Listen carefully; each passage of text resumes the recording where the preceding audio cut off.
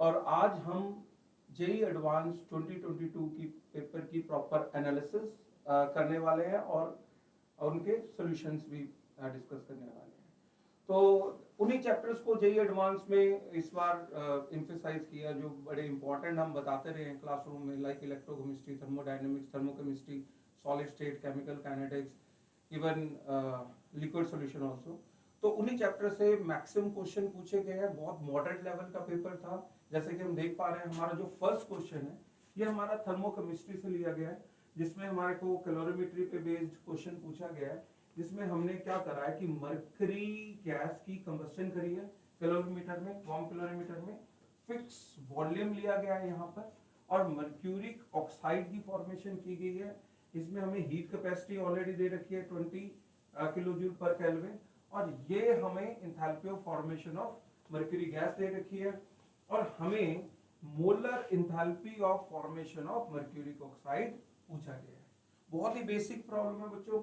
अगर हम देखें यहाँ पर इसका अगर सॉल्यूशन बनाएं, सबसे पहले हमें केमिकल रिएक्शन लिखनी पड़ेगी कि मर्क्यूरी गैस की कंबस्शन ऑक्सीजन की प्रेजेंस में हमने करवाई, जिससे मर्क्यूरिक ऑक्साइड की फॉर्मेशन हो रही है। ये गैस हो गया और ये हमारा सॉलिड। अब हम क्या करते हैं, इस रिएक्शन को एक बार बैलेंस कर लेते हैं। अगर हम इसकी बैलेंसिंग करें तो इसका स्टोइचियोमेट्रिक कोएफिशिएंट 2 रहेगा और इसका 2 रहेगा। अब अगर हम इसके डेल्टा एन जी की वैल्यू कैलकुलेट करें तो ये क्योंकि सॉलिड कंपोनेंट है और ये दोनों गैसेस कंपोनेंट है, तो ये आने वाला है हमारा -3, राइट। अब क्योंकि फिक्स वॉल्यूम में बात की गई है कि कंबस्शन जो हुई है फिक्स वॉल्यूम में हुई है, तो फिक्स वॉल्यूम में जो हीट इवॉल्व होती है अगर हम बात करें वो हमारा delta U not, delta U not.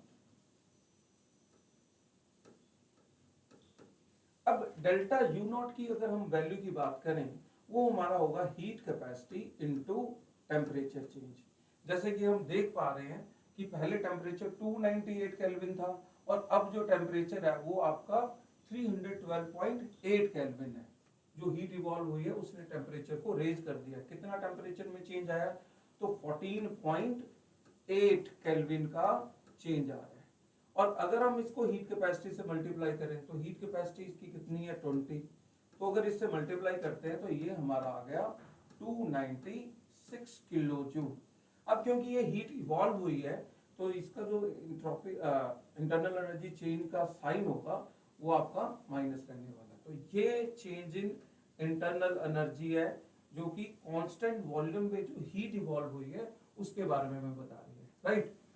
अब हमें करना क्या है, इस रिएक्शन का इंथैल्पी चेंज मेरे को फाइंड आउट करना है। अगर इस रिएक्शन की मैं इंथैल्पी चेंज की बात करूं, सो इंथैल्पी चेंज और इंटरनल एनर्जी चेंज का मुझे यहाँ पर रिलेशनशिप अप्लाई करना पड़ेगा, जो कि delta H is equal to delta U plus delta N G R T होता है, राइट। अब डेल्टा यू नॉट की बच्चों वैल्यू कितनी है यहाँ पर? -296। और यहाँ पर जैसा कि हम देख पा रहे हैं डेल्टा एन जी की वैल्यू हमारी -3 और आर की वैल्यू हमें यहाँ पर 8.3 रखनी है। लेकिन क्योंकि ये जूल में आ रहा है, किलो जूल में कन्वर्ट करने के लिए मुझे 1000 से डिवाइड करना पड़ेगा और इनटू टेम्परेचर। तो किस टेम्परेचर में रिएक्शन को कैरी किया गया है? 298 केल्विन। अब इसको हमें सिंप्लीफाई करना है। इसको अगर हम सिंप्लीफाई करें तो -290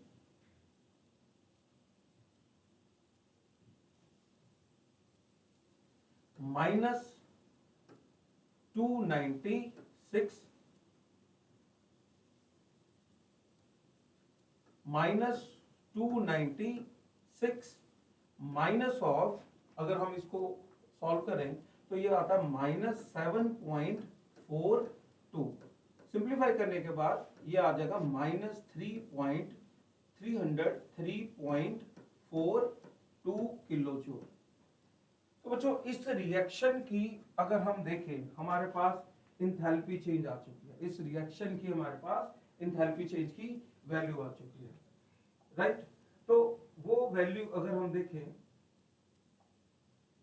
जैसे कि इंथैल्पी ऑफ रिएक्शन की जो वैल्यू हमारे पास आई, स्टैंडर्ड इंथैल्पी ऑफ रिएक्शन की वैल्यू आई -303.8 -303.46, राइट। इस चीज को आप देख सकते हो कि -303.42, sorry 42।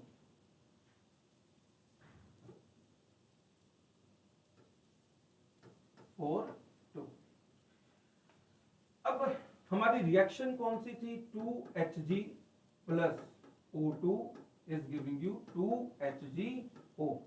This is gas and this is solid. अगर स्टैंडर्ड इंथैल्पी ऑफ फॉर्मेशन से इंथैल्पी ऑफ रिएक्शन को हम रिलेट करें तो जो स्टैंडर्ड इंथैल्पी ऑफ फॉर्मेशन से रिएक्शन होता है तो वो क्या होता है? Summation of enthalpy of formation of reactants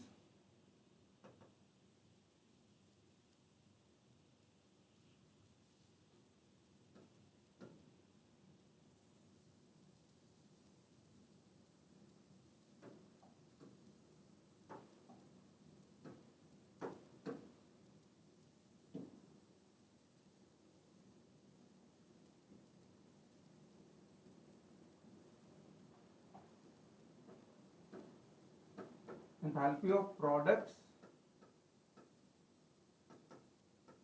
minus summation of standard enthalpy of formation of reactants, right। अब यहां पर हमारा अगर हम देखें standard enthalpy of formation of products में तो हमें enthalpy of formation of HgO चाहिए होगा क्योंकि इसका कोफिशिएंट 2 है तो N2 क्या आ जाएगा? 2 माइनस, जैसे कि हमें पता है standard enthalpy of formation of जो ऑक्सीजन होता है वो क्या होता है? 0, तो इसका 0 हो जाएगा और minus twice of standard enthalpy of formation of mercury. और इसकी वैल्यू हमारी स्टैंडर्ड इंथैल्पी ऑफ रिएक्शन जो कि हम ऑलरेडी कैलकुलेट कर चुके हैं कि -303.42 किलो जूल है, राइट। अब हमें अगर हम क्वेश्चन में देखें standard enthalpy of formation of mercury दे रखी है 61.32, कितनी? 61.32, और हमें स्टैंडर्ड इंथैल्पी ऑफ फॉर्मेशन इसकी फाइंड आउट करनी है, राइट। तो यहां से आप सिंप्लीफाई कर सकते हो -303.42 kilo joule is equal to twice of standard enthalpy of formation of HgO minus twice of 62.32. अब यहां से हमें standard enthalpy of formation of HgO को सिंप्लीफाई कर लेना है और उसको सिंप्लीफाई करके जो आंसर हमें मिलता है वो -90.39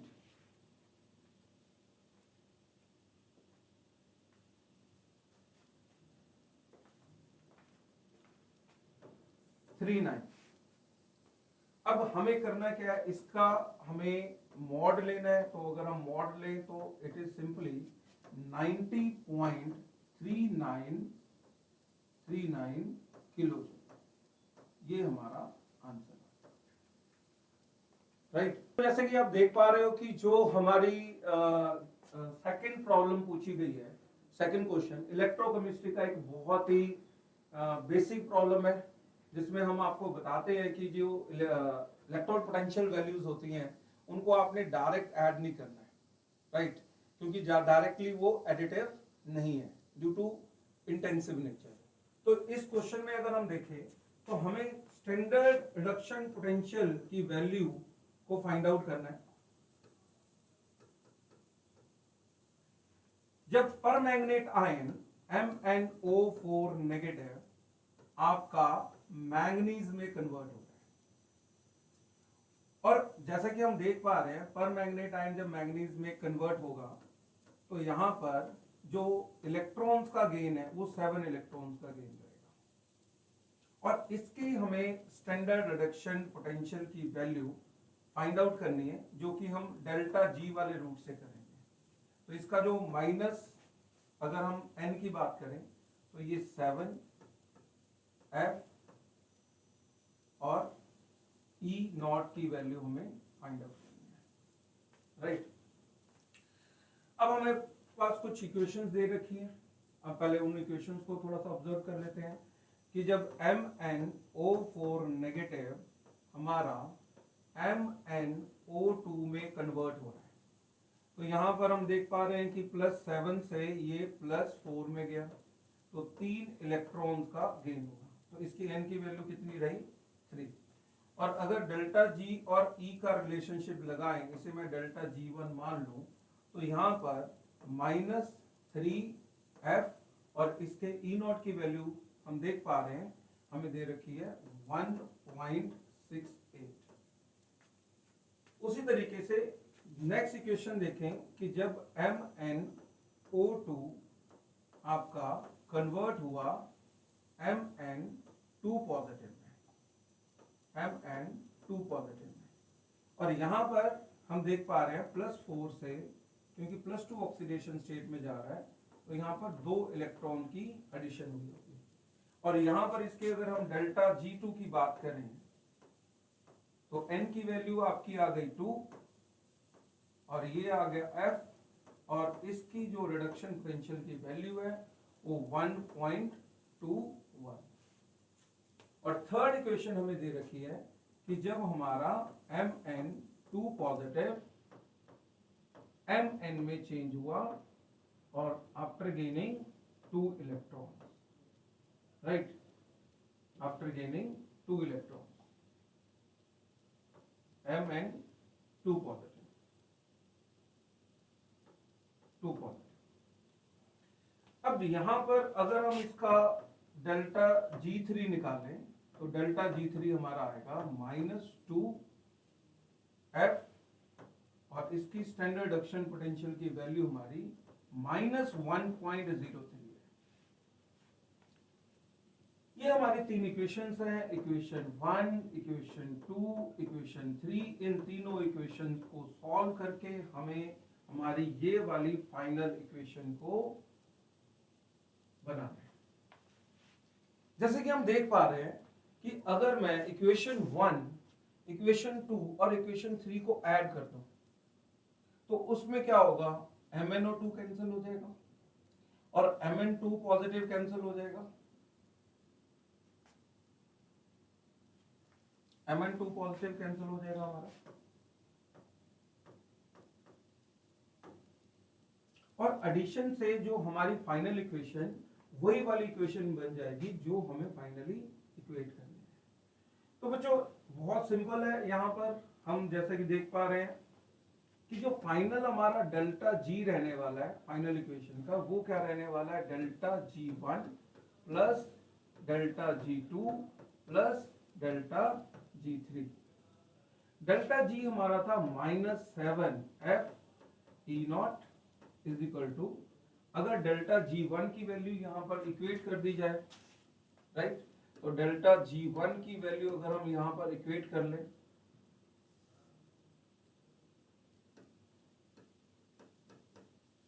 तो इसको 3 से मल्टीप्लाई कर देते हैं,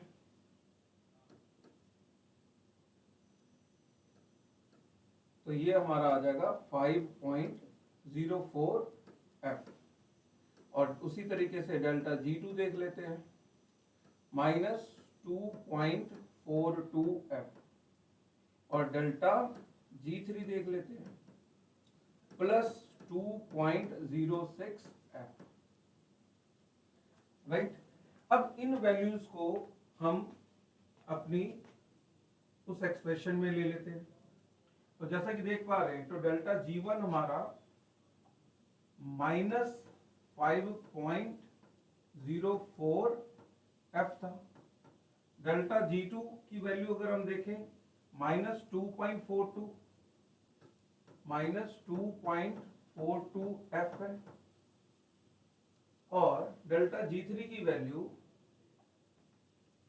+2.06f आ रही है। इसको हमें अब सिंप्लीफाई कर लेना चाहिए। f से देखो कॉमन लेकर f कैंसिल हो जाएगा। अगर इनको ऐड करें तो ये हमारा आएगा -7.4 7.4 प्लस 2.06। अब हम क्या करेंगे, इसको फर्दर सॉल्व कर लेंगे। जैसे कि हमें पता है कि -7E0 इज इक्वल टू -5.4 आ रहा है, और यहां पर अगर हम E0 की वैल्यू को सिंप्लीफाई करें so it would be -5.4 upon -7 which is equal to 0.77 volt. अब ये वो E0 की वैल्यू है जब हम कह रहे हैं कि हमारा पर मैग्नेट आयन किस में कन्वर्ट हो रहा है, मैग्नीज सॉलिड में। बच्चों जैसे कि पीछे आप देख पा रहे हो, ये हमारे आयनिक इक्विलिब्रियम चैप्टर का एक बेहतरीन क्वेश्चन कंसिडर किया जा सकता है, जिसमें हमने एक वीक डाइबेसिक एसिड की को लिया गया है और एक आपका एम्फोटेरिक सॉल्ट, और यहां पर अगर हम देखें तो एक नॉर्मल सॉल्ट और बेस को मिक्स किया गया है, राइट। अब इस क्वेश्चन में अगर हम देखें तो एक्चुअल में क्या होने वाला है, चलिए देखते हैं।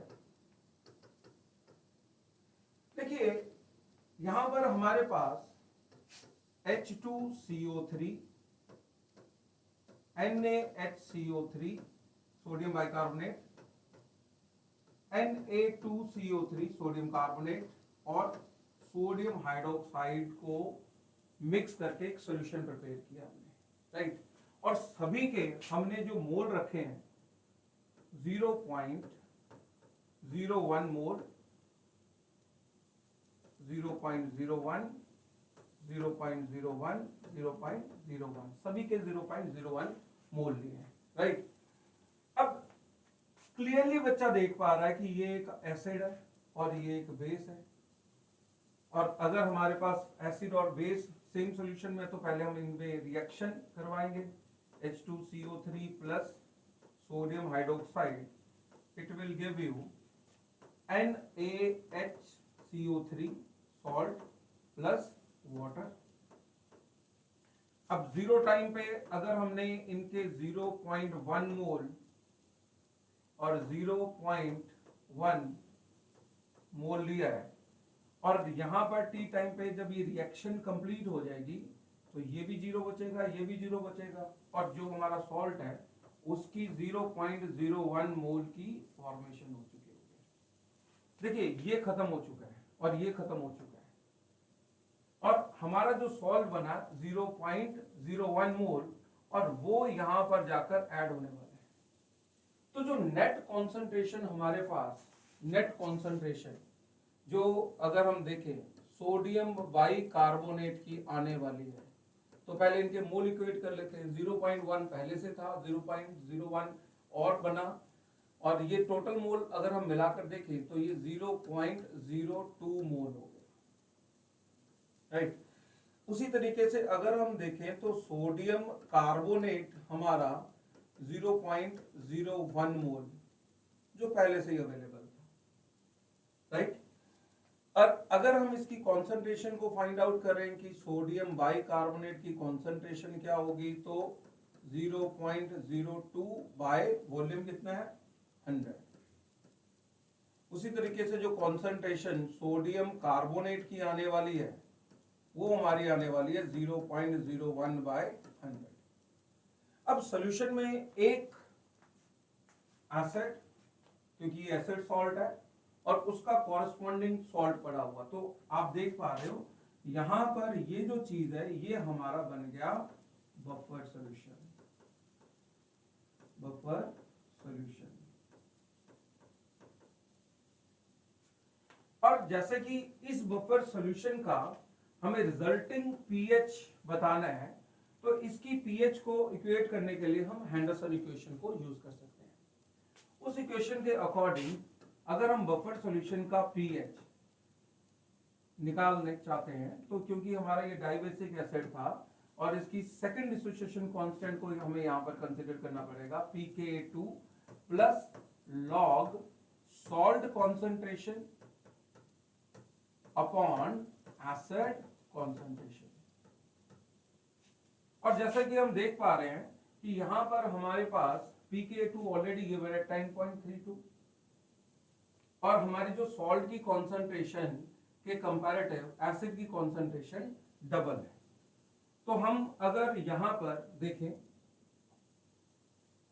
तो pK2 हमारा जैसे कि मैंने आपको बताया 10.32 और सॉल्ट की कॉन्सेंट्रेशन हमारी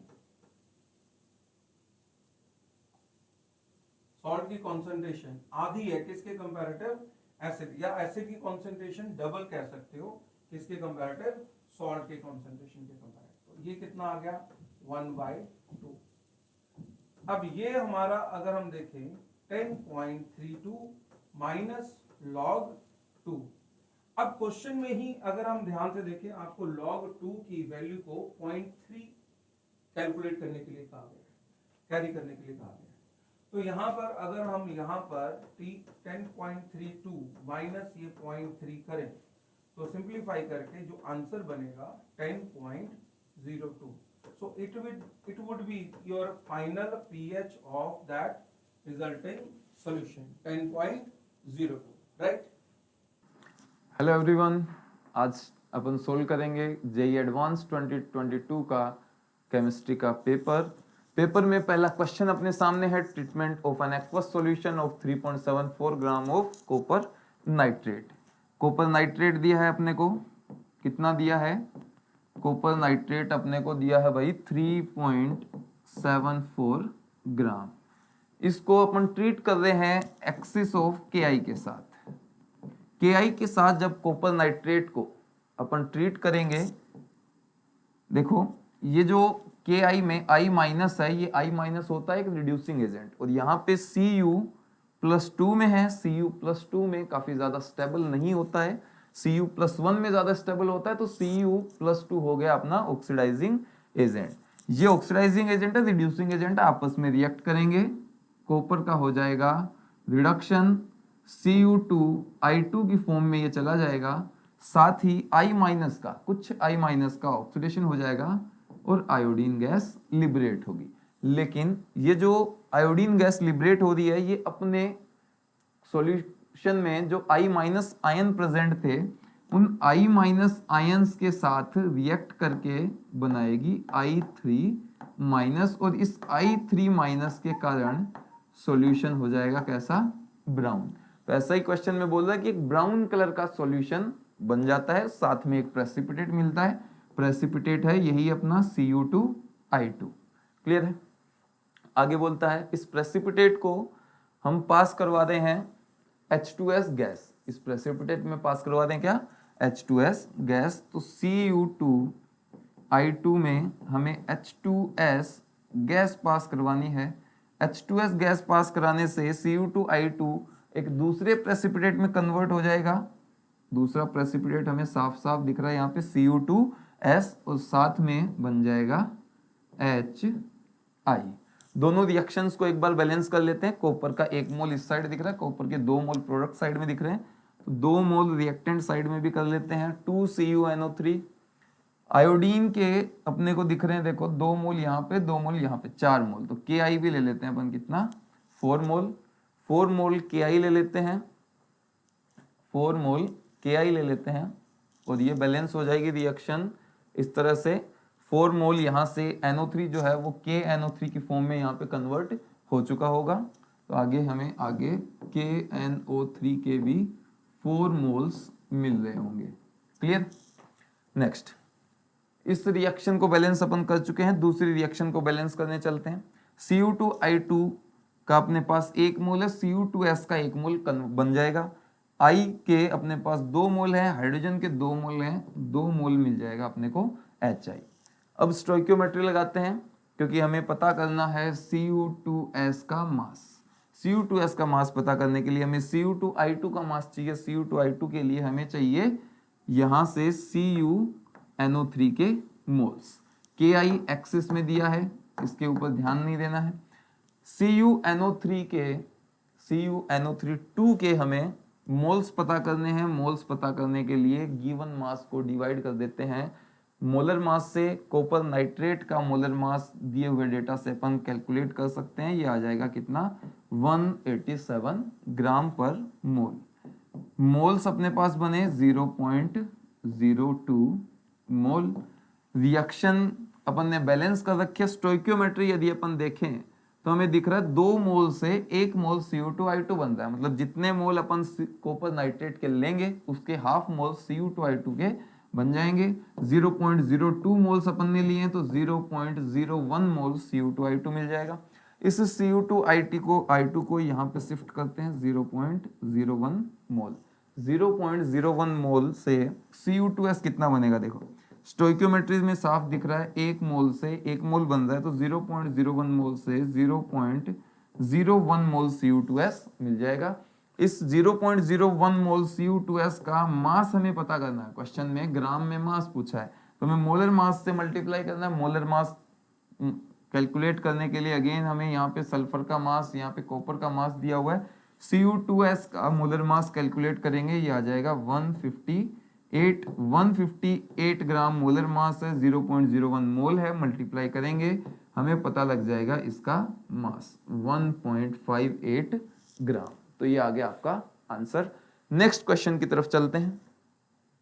नेक्स्ट क्वेश्चन में बोल रहा है अपने को कि हमने व्हाइट फॉस्फोरस को बॉइलिंग NaOH में डिसोल्व किया। व्हाइट फॉस्फोरस का अमाउंट कितना है, 1.24 ग्राम। व्हाइट फॉस्फोरस क्या होता है, व्हाइट फॉस्फोरस होता है P4। तो P4 का मोलर मास आ गया 31 × 4 124।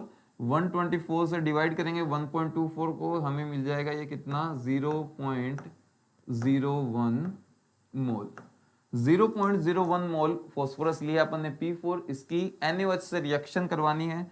तो सबसे पहले तो हम रिएक्शन लिख देते हैं। P4 की रिएक्शन जब NaOH से कराएंगे, व्हाइट फॉस्फोरस NaOH से रिएक्शन करके डिस्प्रपोर्शनेट होता है, डिस्प्रपोर्शनेट होके बनाता है PH3 गैस, जिसको यहाँ पे कहा है गैस Q, और साथ में बनाता है disodium hydrogen phosphide Na2HPO2। Reaction को अपन बैलेंस कर लेते हैं।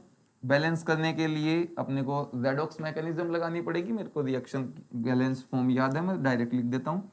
P4 3 NaOH के साथ रिएक्शन करेगा, 1 मोल PS3 बनेगा, 3 मोल बन जाएंगे Na2HPO2 के। तो अपने को मोल लेने पड़ेंगे यहाँ पे इसके 6 मोल NaOH के लेने पड़ेंगे। यहाँ पे मिल जाएंगे अपने को 3 मोल H2O के। इस तरह से रिएक्शन हो गई है बैलेंस। रिएक्शन में व्हाइट फॉस्फोरस हमें मिला है कितना 0.01 मोल। हमें इस फॉस्फीन गैस के मोल पता करने हैं। स्टोइकियोमेट्री देखो 1 मोल से 1 मोल, तो 0.01 से 0.01 मोल फॉस्फीन मिल जाएगी। इस 0.01 मोल फॉस्फीन को हमें पास करवाना है कॉपर सल्फेट में। तो पूछ रहा कि कितना कॉपर सल्फेट रिक्वायर्ड होगा। रिएक्शन लिखते हैं कॉपर सल्फेट की, CuSO4 प्लस PH3। एनसीईआरटी में अपने को रिएक्शन दी हुई है, उसमें लिखा कि फॉस्फीन को जब अपन कॉपर सल्फेट में पास करवाते हैं तो हमें कॉपर का फॉस्फाइड मिलता है, मर्क्यूरिक आयोडाइड में पास करवाते हैं तो हमें मर्क्यूरी का फॉस्फाइड मिलता है। यहाँ पे हम कॉपर सल्फेट में पास करा दें तो कॉपर का आयोडाइड फॉस्फाइड मिल जाएगा Cu3P2, और साथ में मिलेगा हमें H2SO4। जो PH3 है इसके मोल हमें पता है 0.01, CuSO4 के मोल हमें पता करने हैं, इसका मास हमें पता करना है। तो इस रिएक्शन को बैलेंस करना पड़ेगा। Cu3P2 बनाने के लिए हमें 3 Cu चाहिए और 2 PH3 चाहिए, एक बन जाएगा Cu3P2 और 3 बन जाएंगे H2SO4। इसके मोल और इसके मोल को हमें कंपेयर करना है। 2 मोल के लिए CuSO4 चाहिए 3 मोल, 0.01 मोल के लिए कितना चाहिए, 2 के लिए देखो 3 चाहिए, तो 1 के लिए कितना चाहिए 3/2, और 0.01 के लिए चाहिए इंटू 0.01। ये हमें मोल्स मिल गए हैं। मोल्स मिल गए किसके, कॉपर सल्फेट के, लेकिन हमें पता करना है इसका मास। तो मोल इंटू मोलर मास कर देंगे, मोल को मोलर मास से मल्टीप्लाई करोगे तो हमें मिल जाएगा इसका total mass. Molar mass copper sulphate का हो जाएगा 159, कॉपर का 63 है, SO4 का हो जाता है 96 और 63 159 आ जाएगा। ये अपने को मिल गया टोटल मास। टोटल मास किसका, CuSO4 का, जो कि रिक्वायर्ड है इस अमाउंट के लिए, PH3 की इस अमाउंट के साथ रिएक्शन करने के लिए, इसको एब्जॉर्ब करने के लिए। क्लियर है? कैलकुलेशन करोगे आंसर हमें मिल जाएगा। तो देखते हैं question number 6। Consider the following reaction. कुछ सबस्ट्रेट दिया हुआ है, उसका reaction red phosphorus plus Br2 के साथ करके एक मेजर प्रोडक्ट बन रहा है। On estimation of bromine in 1 gram of R using carriers method the amount of AgBr formed in gram is. तो पहले तो हम इस रिएक्शन को करवा लेते हैं। तो देखिए ये एक टाइप का एल्कोहल हमें दिख रहा है और रेड फास्फोरस प्लस Br2 मिलकर के क्या प्रोड्यूस करेंगे, PbR3। और हमें पता है कि जब एल्कोहल का रिएक्शन PbR3 के साथ होता है तो रिएक्शन का टाइप तो हो जाएगा SN2 और प्रोडक्ट हमारे पास क्या हो जाएगा, OH रिप्लेस हो जाएगा और OH की जगह कौन आ जाएगा, Br। ठीक है, तो ये तो हमारा प्रोडक्ट कौन हो गया, R प्रोडक्ट। अब पूछा जा रहा है कि इस R के 1 ग्राम को अगर हम कैरियर्स मेथड से एस्टिमेट करें तो AgBr के कितने ग्राम्स बनेंगे। ठीक है, तो जैसा कि हम देख पा रहे हैं कि R जो है वो 1 ग्राम दिया हुआ है, तो पहले हम R के मोल्स निकाल लेते हैं। ठीक है, तो मोल्स ऑफ R कैसे निकालेंगे, मोल्स ऑफ R बराबर हो जाएगा वेट गिवन इन ग्राम, जो कि कितना दिया हुआ है, 1 ग्राम दिया हुआ है। और इस R का अगर आप मोलिकुलर वेट मेजर करेंगे तो वो आएगा 250 ग्राम पर मोल। ठीक है, तो कितने मोल्स हो गए यहां पे हमारे पास, मोल्स ऑफ R हो गए हमारे पास 1/250 मोल्स। अब हम क्या करते हैं, कैरियर्स मेथड में इस कंपाउंड का रिएक्शन हम AgNO3 के साथ कराते हैं, तो इसके अंदर जितना भी ब्रोमीन है वो AgBr में चेंज हो जाएगा। तो हम ब्रोमीन के मोल्स अगर निकालना चाहें यहां से, तो ब्रोमीन R के 1 मोल में 2 ब्रोमीन प्रेजेंट है, तो ब्रोमीन के मोल्स हो जाएंगे यहां पर moles of Br will be twice of moles of R, यानी कि ब्रोमीन के मोल्स हो जाएंगे 1/250 मल्टीप्लाइड बाई 2 मोल्स। तो जितना ब्रोमीन हमारे पास अवेलेबल है उतना ही AgBr प्रोड्यूस होगा। तो AgBr के मोल्स भी कितने हो जाएंगे, तो AgBr के मोल्स भी हमारे पास हो जाएंगे, जितने मोल ब्रोमीन है उतना ही AgBr हो जाएगा। तो मोल्स ऑफ AgBr हो जाएगा हमारे पास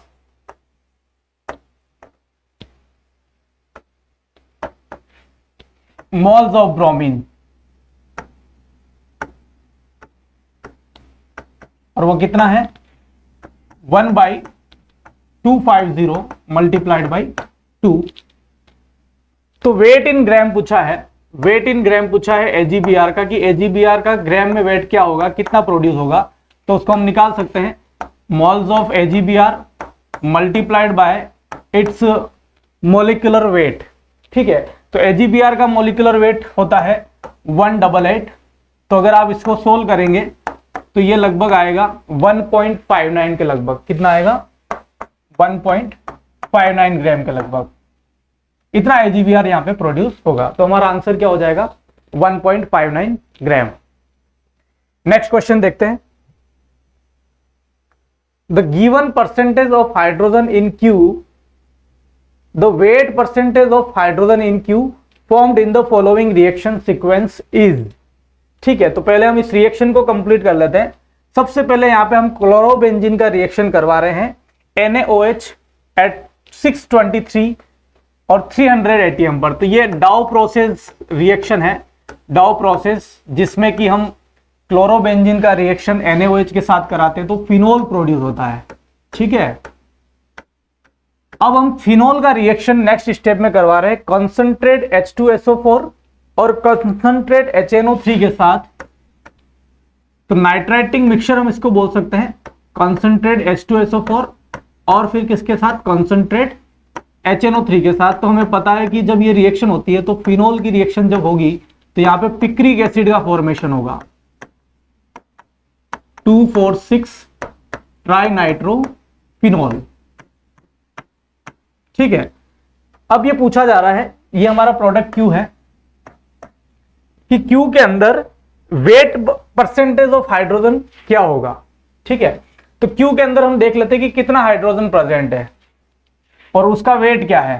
तो यहां पर हमारे पास 3 हाइड्रोजन प्रेजेंट है, 3 हाइड्रोजन है, तो 3 हाइड्रोजन का वेट कितना हो जाएगा, weight by weight percentage of hydrogen हम कैसे निकाल लेंगे कि वेट ऑफ हाइड्रोजन जो कि कितना है 3 ग्राम डिवाइडेड बाय इसका टोटल वेट कितना है। तो इसका टोटल वेट अगर आप देखेंगे तो इसका टोटल वेट होता है 229 ग्राम, जो कि इसका क्या है मॉलिक्यूलर वेट है पर मोल। ठीक है, तो इससे हम वेट परसेंटेज ऑफ हाइड्रोजन निकालना चाह रहे हैं, तो इसको हम मल्टीप्लाइड कर देंगे कितने से 100 से, तो हमें मिल जाएगा वेट परसेंटेज ऑफ हाइड्रोजन। तो हमारा आंसर हो जाएगा, तो जब हम सोल्व करेंगे तो ये हमारा लगभग आएगा 1.31 के लगभग, कितना आएगा 1.31। ये वेट परसेंटेज हो जाएगा किसका, हाइड्रोजन का। ठीक है, नेक्स्ट क्वेश्चन देखते हैं। Question number 8, if the reaction sequence given below is carried out with 15 moles of acetylene, the amount of the product D formed in gram is। तो एसिटिलीन का रिएक्शन हम करवा रहे हैं, तो पहले हम इस रिएक्शन को देख लेते हैं कि बेसिकली क्या प्रोडक्ट्स यहाँ पे बनने हैं। तो एसिटिलीन के 15 मोल से हम रिएक्शन स्टार्ट कर रहे हैं। हमें पता है कि एसिटिलीन का रिएक्शन जब रेड हॉट आयरन की प्रेजेंस में करवाया जाता है तो 3 मोल एसिटिलीन के आपस में रिएक्ट करते हैं और ये ट्राइमराइज होकर के बेंजीन का फॉर्मेशन करते हैं। ठीक है, तो इसके 3 मोल इसका 1 मोल बना रहे हैं और फिर इस बेंजीन का रिएक्शन हमने करवा रखा आगे propyl chloride in the presence of AlCl3 के साथ। तो ये एक तरीके का फ्रीडेल क्राफ्ट एल्काइलेशन है। रीअरेंज्ड कार्बोकेटाइन के साथ हमें यहां पर ऐसा प्रोडक्ट मिलेगा जिसे हम क्यूमीन बोलते हैं। क्या बोलते हैं, क्यूमीन। और फिर देन क्यूमीन की रिएक्शन आगे हमने करवा रखी है O2H3O प्लस, और जिसमें एसीटोन निकल रहा है, तो ये क्यूमीन हाइड्रोजन पेरोक्साइड रीअरेंजमेंट है।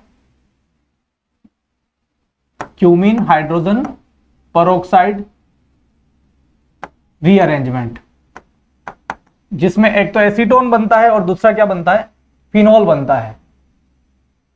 तो हमारा पहला कंपाउंड जो कि एसीटोन यहां से रिलीज हो रहा है और दूसरा हमारा कंपाउंड क्या हो जाएगा, फिनोल। अब हमने फिर फिनोल का रिएक्शन फर्दर करवा रखा है CH3COCl in the presence of pyridine। तो ये एक तरीके से protection of phenol OH group है, ये यहां पे अटैक करेगा और यहां से क्या हट जाएगा Cl वाया SN2A मैकेनिज्म, और ये प्रोडक्ट ऑब्टेंड होगा। This is our product D। पूछा क्या गया है रिएक्शन में, the yield of ABCD are given in percentage. तो हमें यहां पे बताना है कि D कितना ग्राम फॉर्म होगा।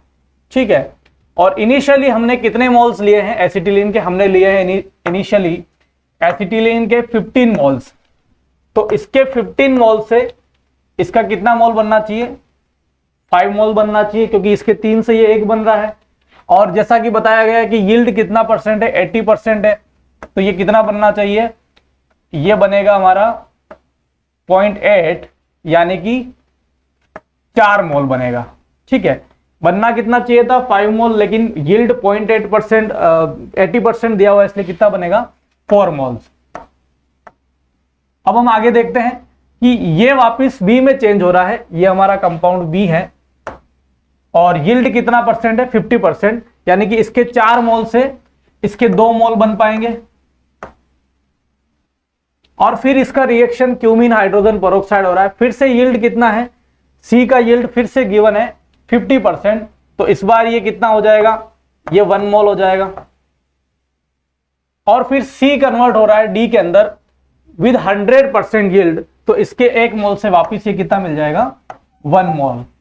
अब पूछा गया है कि डी का वेट बताइए इन ग्राम, तो हम क्या कर लेते हैं, इसके मोल को इसके मोलिकुलर वेट से मल्टीप्लाई कर देते हैं, जिससे हमें इसका क्या मिल जाएगा, वेट इन ग्राम मिल जाएगा। तो WD बराबर कितना हो जाएगा, 1 मल्टीप्लाइड बाय इस मोलिकुलर वेट, और वो लगभग कितना होता है 136 तो ये हमारा आंसर हो जाएगा 136 ग्राम। ठीक है, नेक्स्ट क्वेश्चन की तरफ चलते हैं। नेक्स्ट क्वेश्चन है अपने पास MOT से एक बहुत ही प्यारा क्वेश्चन आया है। For diatomic molecules the correct statements about the molecular orbitals formed by the overlap of two 2pz orbitals. दो 2pz ऑर्बिटल्स हैं, उनकी ओवरलैपिंग करवानी है। ओवरलैपिंग करा के कभी बोल रहा है सिग्मा बॉन्ड बनाओ, कभी सिग्मा स्टार, कभी पाई और कभी पाई स्टार। इनके नोडल प्लेन्स वगैरह के बारे में ये इंफॉर्मेशन ले रहा है। पहला बोल रहा है सिग्मा ऑर्बिटल्स। पहले सिग्मा ऑर्बिटल बनाना है। 2pz की ओवरलैपिंग करानी है हमें सिग्मा ऑर्बिटल बनाने के लिए z एक्सिस पे। जब इन दोनों की ओवरलैपिंग अपन z एक्सिस पे करवाते हैं तो हमें जो सिग्मा ऑर्बिटल्स मिलेगा, ये मिलेगा कुछ इस तरह का। एक न्यूक्लियस यहाँ पे है, दूसरा न्यूक्लियस यहाँ पे है। दोनों न्यूक्लियस से एक एक नोडल प्लेन पास हो रहा होगा। तो इस सिग्मा बॉन्डिंग मॉलिक्यूलर ऑर्बिटल में दो नोडल प्लेन होंगे। ये स्टेटमेंट एकदम करेक्ट है। सेकंड स्टेटमेंट देखो, sigma star orbital has one node in the XZ plane containing the molecular axis. Sigma star orbital के बारे में बोल रहा है कि इसमें एक नोडल प्लेन XZ प्लेन में होगा। अभी देखते हैं सिग्मा स्टार बनाते हैं तो P और P जब सेम साइन आपस में मैच कर रहे थे, आपस में ओवरलैप कर रहे थे, तो यहाँ पे बन रहा था सिग्मा ऑर्बिटल। जब ऑपोजिट साइन, जब ऑपोजिट फेज के ऑर्बिटल का ओवरलैपिंग होगी तो हमें मिलेगा sigma star. Sigma star orbital की शेप यदि अपन बनाएं तो इस तरह की कुछ शेप बनेगी। इस सिग्मा स्टार की बात करें, ये है अपने पास z एक्सिस, क्योंकि pz जो थे वो z एक्सिस पे हैं, पास पास आ रहे थे ऑपोजिट साइंस के साथ। ये प्लस ये माइनस, तो ये ले लेते हैं प्लस और ये माइनस। इस तरह का ऑर्बिटल बना है।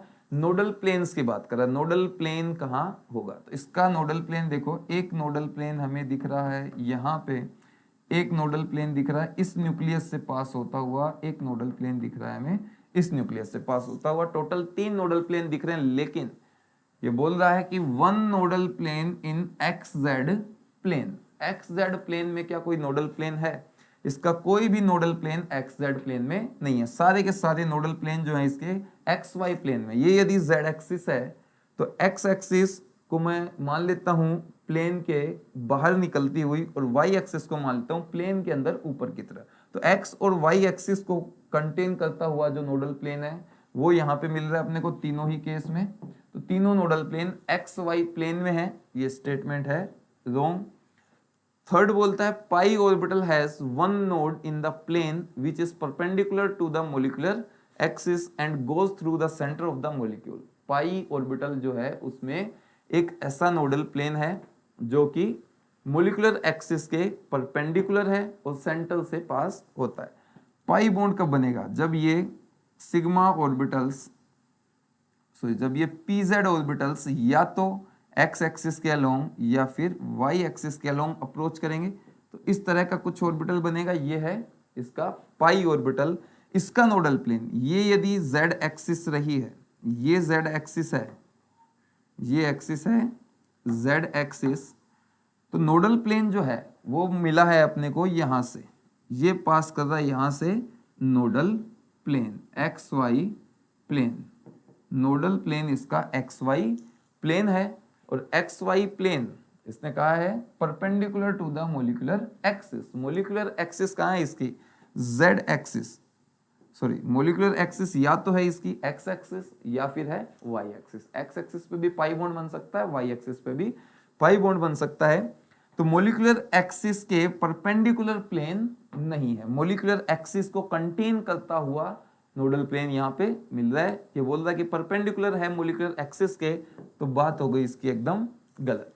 नेक्स्ट ये बोलता है पाई स्टार ऑर्बिटल के बारे में, बोल रहा है पाई स्टार ऑर्बिटल्स के बारे में कि pi star orbital has one node in the XY plane containing the molecular axis. Pi star orbital के पास देखते हैं क्या एक नोडल प्लेन है। पाई स्टार ऑर्बिटल की शेप बना लेते हैं अपन, इस तरह का बनेगा पाई स्टार। पाई स्टार भी या तो बनेगा एक्स एक्सिस को मोलिकुलर एक्सिस लेके या बनेगा वाई एक्सिस को मोलिकुलर एक्सिस लेके, जिस भी एक्सिस को चाहें उसको मोलिकुलर एक्सिस ले सकते हैं। दो जो नोडल प्लेन बन रहे हैं वो दोनों मैं यहाँ पे बना दे रहा हूँ। एक नोडल प्लेन ये रहा, दूसरा नोडल प्लेन ये रहा। क्लियर? ये वाला नोडल प्लेन z एक्सिस को कंटेन करता हुआ जा रहा है। इसने ऐसा ही कहा है, एक nodal plane X Y plane में है। अच्छा, ये z एक्सिस है, तो ये वाला जो प्लेन है इसकी ये बात कर रहा है, इस प्लेन की। ये जो प्लेन है ये एक्स वाई प्लेन है and containing the molecular axis. ये मोलिकुलर एक्सिस को भी कंटेन कर रहा है। मोलिकुलर एक्सिस यहाँ पे एक्स एक्सिस भी हो सकते हैं, वाई एक्सिस भी हो सकती है। तो मोलिकुलर प्लेन, जो मोलिकुलर एक्सिस है उसको कंटेन कर रहा है एक नोडल प्लेन। ये स्टेटमेंट है एकदम करेक्ट। क्लियर है बच्चों? जैसे कि आप देख पा रहे हो कि सरफेस केमिस्ट्री को भी जेईई एडवांस में इंपॉर्टेंस दी गई है कि ये वाला जो क्वेश्चन है ये आपकी सरफेस केमिस्ट्री का एक बहुत ही बेसिक प्रॉब्लम पूछा गया है। यहाँ पर आप देख पा रहे हो, यहाँ पर केमिसॉर्प्शन और फिजियोएडसॉर्प्शन की बात की गई है। जैसे कि आपको पता है, on the basis of interaction between type of interaction between adsorbate and adsorbent, कि किस टाइप की इंटरेक्शन इंगेज है, कि फिजिकल फोर्सेस इंगेज है या केमिकल बॉन्ड्स इंगेज है, उनके बेसिस पे हम एड्सॉर्प्शन को दो कैटेगरी में डिवाइड करते थे, जैसे कि फिजियोएडसॉर्प्शन है, केमिसॉर्प्शन।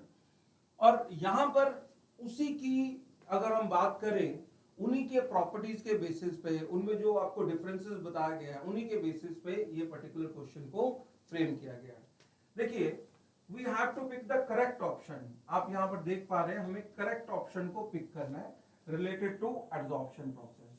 पहला हमें ऑप्शन दिया गया है कि chemisorption results in a unimolecular layer.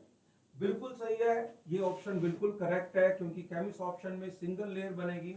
क्योंकि एक बार एड्सॉर्बेंट की सरफेस पर जब एड्सॉर्बेट पूरी तरीके से ऑक्यूपाई कर लेंगे तो फर्दर एड्सॉर्बेंट की अवेलेबिलिटी अपकमिंग एड्सॉर्बेंट के लिए नहीं रहेगी। एक बार एड्सॉर्बेंट के साथ एड्सॉर्बेंट इंटरेक्ट करके सिंगल लेयर जब बना लेगा तो हमें पता है कि फर्दर एड्सॉर्बेंट की अवेलेबिलिटी नहीं है एड्सॉर्बेंट के लिए, तो सिंगल लेयर ही बनेगी केमिसॉर्प्शन में, क्योंकि एड्सॉर्बेट और एड्सॉर्बेंट को हमें केमिकली रिएक्ट करवाना होता है। Second, enthalpy change during the physisorption change range from 100 to 140 kilojoule per मोल।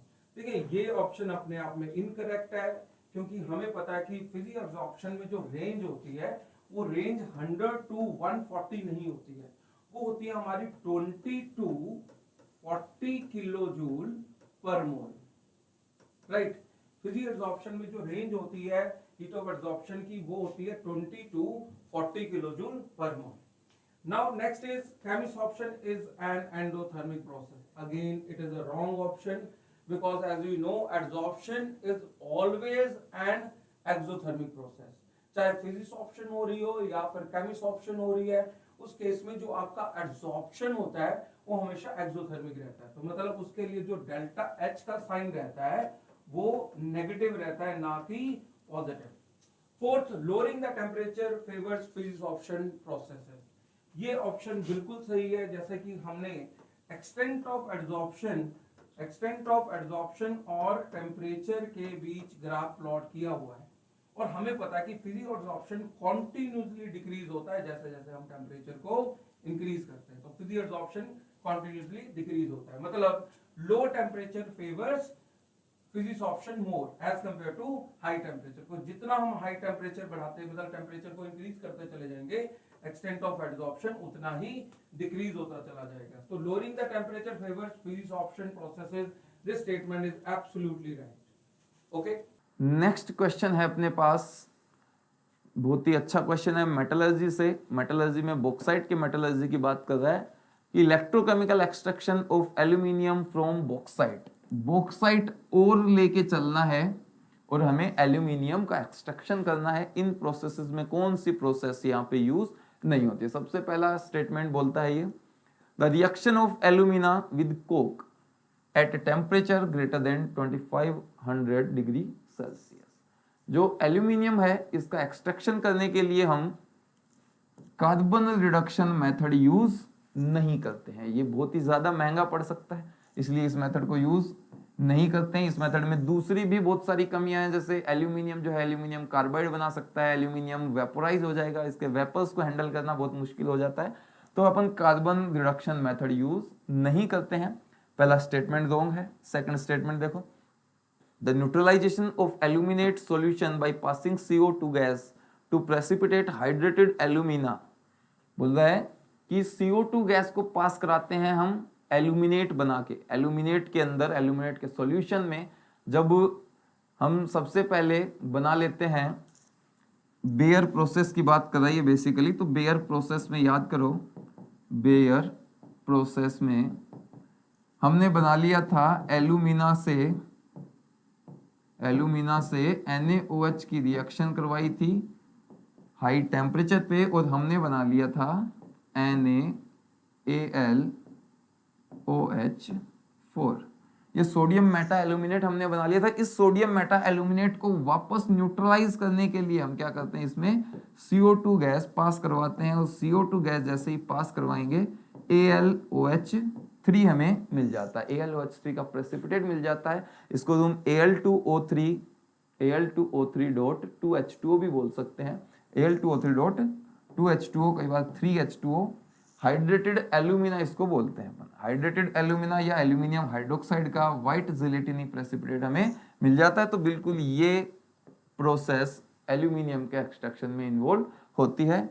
अगली बात बोलता है dissolution of alumina in hot aqueous NaOH। बिल्कुल हमने सबसे पहली स्टेप यही की थी, Al2O3 को डिसोल्व किया था, जो कि एक एम्फोटेरिक ऑक्साइड है, हमने स्ट्रॉन्ग बेस में डिसोल्व कर लिया था NaOH में, जो कि यहाँ पे लीचेंट का काम करता है इस लीचिंग प्रोसेस में। तो ये स्टेप भी इस एक्सट्रैक्शन में इन्वॉल्व रहती है। नेक्स्ट बोलता है electrolysis of alumina mixed with Na3AlF6 to give aluminium and CO2। हम इलेक्ट्रोलाइटिक रिडक्शन करते हैं, जैसे ही हमें कंसंट्रेशन के बाद प्योर एल्यूमिना मिल जाता है, हम उसका करते हैं इलेक्ट्रोलाइटिक रिडक्शन। इलेक्ट्रोलाइटिक रिडक्शन में हम फ्लक्स ऐड करते हैं Na3AlF6, जो कि इसके मेल्टिंग पॉइंट को डिक्रीज करता है, साथ ही इसकी इलेक्ट्रिकल कंडक्टिविटी को इंक्रीज करता है। तो Na3AlF6 के साथ करते हैं, बिल्कुल करेक्ट बात है।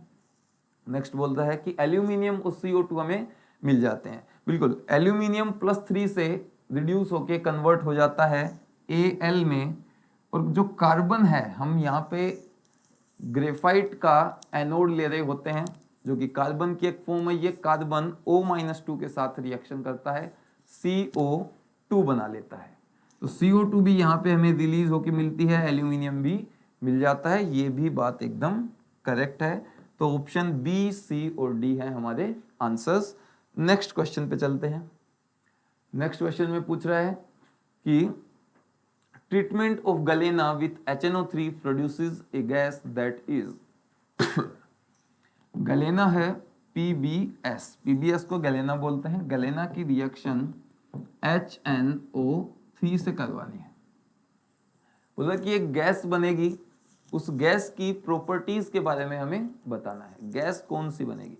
सबसे पहले गलेना की रिएक्शन कराएंगे HNO3 से, तो क्या क्या प्रोडक्ट बनेंगे। देखो PB जो है लेड, ये HNO3 से रिएक्शन करा रहे हैं, खूब सारा HNO3 हमारे पास रखा हुआ है, तो लेड नाइट्रेट में कन्वर्ट हो जाएगा PbNO3 जो सल्फाइड आयन है, यहाँ पे सल्फाइड आयन HNO3 से रिएक्शन करके सल्फर में कन्वर्ट हो जाता है। नाइट्रोजन जो है, ये नाइट्रोजन बनाता है गैस NO, नाइट्रिक ऑक्साइड बनाता है। जनरली HNO3 रिएक्शंस करके NO2 गैस बनाता है, लेकिन सल्फाइड के साथ, आयोडाइड के साथ HNO3 देता है हमें नाइट्रिक ऑक्साइड। साथ में बचा हुआ जो हाइड्रोजन है, ये ऑक्सीजन के साथ H2O बना के निकल जाएगा। अपने से पूछा है गैस रिलीज हो रही है, इन सारी के सारे स्पीसीज में अपन देखें तो ये NO ही एक गैस है। इस NO की प्रॉपर्टीज की हमें बात करनी है।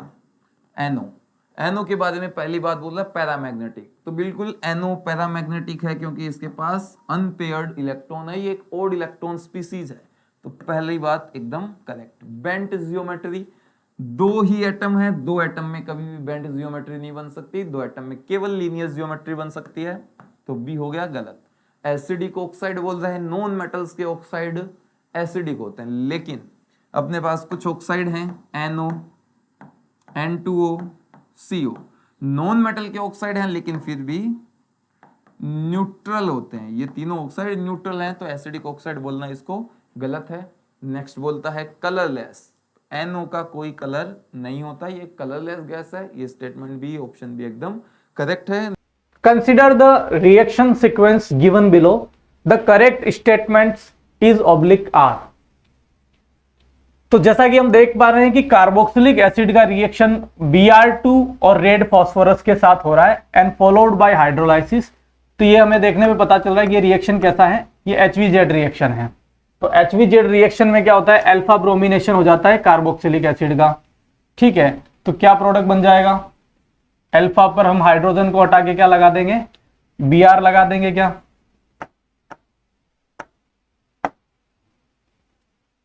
ये प्रोडक्ट बन गया, ये प्रोडक्ट हमारा हो गया P। और फिर हम इसका रिएक्शन करवा रहे हैं इस तरीके के न्यूक्लियोफाइल के साथ, और फिर उसका हम NaOH के साथ रिएक्शन कर रहे हैं और फिर उसका हाइड्रोलाइसिस करवा रहे हैं। तो ये एक तरीके का गैब्रियल थैलेमाइड टाइप का रिएक्शन है। तो यहां पर हमारा जो प्रोडक्ट Q बनेगा वो कुछ इस तरीके का बनेगा, CH3 NH2 and COOH which is A amino acid. तो ये हमारा प्रोडक्ट हो गया Q। अब क्या पूछा गया है कि P can be reduce to a primary alcohol using NaBH4। क्या इस P का रिडक्शन अगर हम NaBH4 से करवाएं तो क्या प्राइमरी अल्कोहल प्रोड्यूस हो सकता है क्या? तो ऐसा बिल्कुल पॉसिबल नहीं है, क्योंकि NaBH4 एक तरीके का माइल्ड रिड्यूसिंग एजेंट है और ये कार्बोक्सिलिक एसिड को और एस्टर वगैरह को रिड्यूस नहीं कर सकता है। तो ये स्टेटमेंट क्या हो जाएगा हमारा, ये स्टेटमेंट रॉन्ग हो जाएगा। ठीक है, ये पॉसिबल नहीं है, this is not possible. Treating P with concentrate NH4OH solution followed by acidification gives Q। क्या ये सही है क्या? तो देखते हैं, हम P का ट्रीटमेंट करवा रहे हैं NH4OH के साथ और फिर उसका हम करते हैं एसिडिफिकेशन, तो क्या Q प्रोड्यूस हो सकता है क्या? देख लेते हैं इसको। तो P का रिएक्शन हम करवा लेते हैं NH4OH के साथ।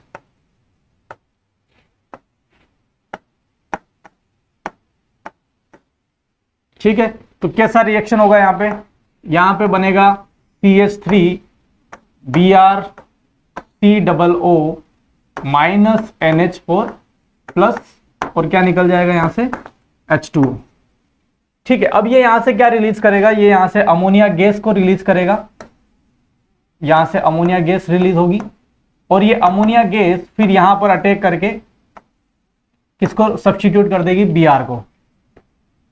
तो हमारा प्रोडक्ट बन जाएगा CH3 COOH और यहां पे कौन आ गया, NH2। तो ये बिल्कुल करेक्ट स्टेटमेंट है कि हम P का रिएक्शन NH4OH के साथ करवाएं और फॉलोड बाय एसिडिफिकेशन कराएं तो Q प्रोड्यूस किया जा सकता है। तो स्टेटमेंट बी जो है वो करेक्ट स्टेटमेंट हो जाएगा। Treating Q with A solution of NaNO2 in aqueous HCl liberates N2 gas. तो क्या अगर हम Q का रिएक्शन, Q जो कि हमारे पास ये दिया हुआ है, और इसका रिएक्शन अगर हम HNO2 के साथ NaNO2 के साथ करवाते हैं तो हमें पता है कि ये किस में कन्वर्ट हो जाएगा, डायजोनियम सॉल्ट में, और जो कि फिर बाद में क्या देगा, यहाँ से नाइट्रोजन गैस रिलीज कर देगा। तो ये भी बिल्कुल सही स्टेटमेंट है। और फिर P is more acidic then CH3 CH2 COOH। तो ये जो P है, देखो इसमें ब्रोमीन का क्या लग रहा है, -I इफेक्ट लग रहा है, तो नो डाउट इसकी एसिडिटी भी इस प्रोपेनोइक एसिड से क्या होगी, ज्यादा होगी। तो हमारे आंसर्स हो जाएंगे B, C and D। Question number 14, consider the following reaction sequence. एक रिएक्शन सीक्वेंस यहाँ पे हमें गिवन है और उसके लिए हमें करेक्ट ऑप्शंस सेलेक्ट करने हैं। तो देख लेते हैं, पहले ऑप्शंस को ट्राई कर लेते हैं। ऑप्शन 1 में क्या दिया हुआ है, P बराबर H2PD इथेनॉल, और देन R क्या दिया हुआ है, NaNO2HCl, और फिर U दिया हुआ है H3PO2 KMnO4 KOH and heat. तो हम इस रिएक्शन सीक्वेंस को अप्लाई करके देखते हैं और क्या ये प्रोडक्ट फॉर्म होते हैं क्या। तो पहले हमने इसका रिएक्शन P अगर हम H2PD एथेनॉल अगर यूज करें तो ये रिड्यूस कर देगा NO2 ग्रुप को किस में रिड्यूस कर देगा, ये NH2 ग्रुप के अंदर। तो ये हमारा प्रोडक्ट कौन सा हो गया, Q। और फिर देन नेक्स्ट अगर हम इसका रिएक्शन R के साथ करवाते हैं तो R क्या लिया हुआ है, R बराबर NaNO2HCl, तो ये डायजोटाइजेशन हो जाएगा। और NaNO2HCl क्या करता है, NH2 ग्रुप को चेंज कर देगा डायजोनियम सॉल्ट के अंदर। तो ये प्रोडक्ट क्या हो जाएगा हमारा, प्रोडक्ट S। और फिर देन इसका हमने वाटर के साथ रिएक्शन करवा रखा है, तो वाटर के साथ हमें पता है रिएक्शन होता है तो N2 गैस यहां से एलिमिनेट हो जाएगी और N2 की जगह पे कौन आ जाएगा, OH। ये प्रोडक्ट T हो गया हमारा। और अगर हम इस S का रिएक्शन U के साथ करवाते हैं तो बेंजोइक एसिड ऑब्टेन होता है। तो ये U रिएजेंट क्या लिया हुआ है, H3PO2 और then KMnO4 KOH and heat. तो H3PO2 का क्या फंक्शन है, H3PO2 का फंक्शन क्या है, ये क्या करता है, बेंजीन डायजोनियम सॉल्ट से नाइट्रोजन को हटा के वहां पर हाइड्रोजन लगाता है। एक तरीके का रिड्यूसिंग एजेंट है। तो यहां पर क्या आ जाएगा, यहां पर H आ जाएगा और देन टोलुइन बन जाएगा। और फिर हम इसका रिएक्शन किसके साथ करवा रहे हैं, KOH KMnO4 KOH और हीट के साथ, which is a strong oxidising agent, जो कि क्या करेंगे, इस CH3 ग्रुप को किसमें चेंज कर देंगे, इसको चेंज कर देंगे COOH ग्रुप में। इसका मतलब ये करेक्ट हमारे पास सीक्वेंस दिया हुआ है, यानी कि ऑप्शन 1 जो है वो एकदम सही है, ऑप्शन 1 करेक्ट है। ऑप्शन बी को अगर हम देखें तो यहां पर SnHCl लिया हुआ है और SnHCl का भी सेम ही फंक्शन होता है, ये NO2 को रिड्यूस करता है NH2 के अंदर। और फिर देन उसके बाद HNO2 लिया हुआ है तो HNO2 वही सेम काम करेगा, ये इसका डायजोनियम सॉल्ट बना देगा। और देन उसके बाद हमने S पूछा हुआ है तो S हमारा यही प्रोडक्ट बन रहा है, बिल्कुल सेम सही है। तो ये बी ऑप्शन भी यहां पे क्या है, करेक्ट है। ऑप्शन सी को देखते हैं, S बेंजीन डायजोनियम सॉल्ट बनाया हुआ है, बिल्कुल करेक्ट है। क्या टी प्रोडक्ट हमारा ये बन रहा था क्या, बिल्कुल टी प्रोडक्ट हमारा फिनोल बन रहा था। और क्या हम एस की जगह पर इथेनॉल और KMnO4 KOH को यूज कर सकते हैं क्या, बिल्कुल कर सकते हैं। कि जो काम हमारा H3PO2 करता है वही काम एथेनॉल कर सकता है। और देन फॉलोड बाय हम स्ट्रॉन्ग ऑक्सीडाइजिंग एजेंट से इसका ऑक्सीडेशन कराएंगे तो बेंजोइक एसिड बनेगा। तो ऑप्शन ए बी सी बिल्कुल ठीक है।